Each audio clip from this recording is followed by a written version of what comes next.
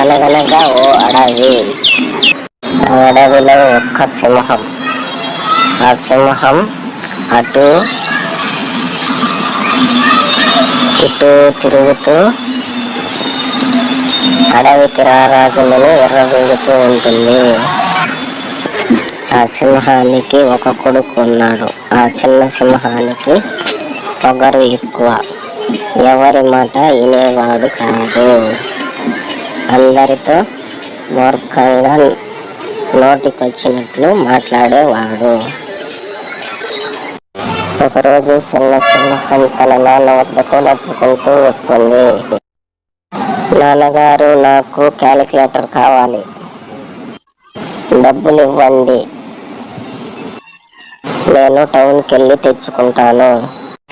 బాబు, ఇవాళ వద్దులే, రేపు నేను టౌన్కి వెళ్ళినప్పుడు నాతో పాటు వచ్చి క్యాలిక్యులేటర్ కొనుక్కో. లేదు లేదు, నాకు ఇవాళే క్యాలిక్యులేటర్ కావాలి అని మొండు పట్టు పట్టింది.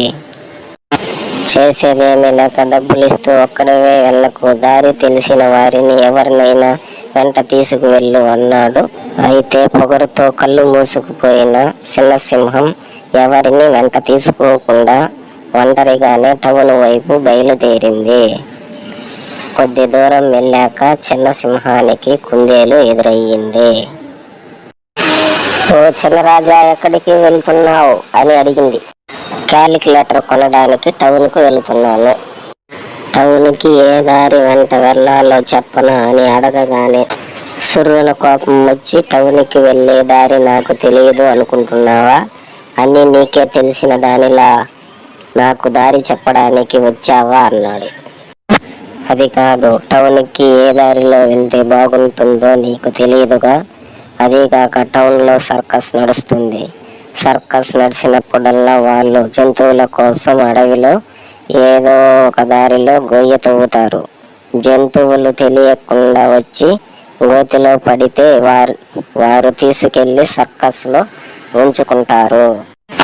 చిన్న సింహం మరింత పొగరుతో, గొయ్యి తవ్వితే తవ్వుకొని గోతిలో పడటానికి నేనేమన్నా గుడ్డివాడినా అంటూ ఇక అక్కడ ఆగకుండా ముందుకు సాగాడు.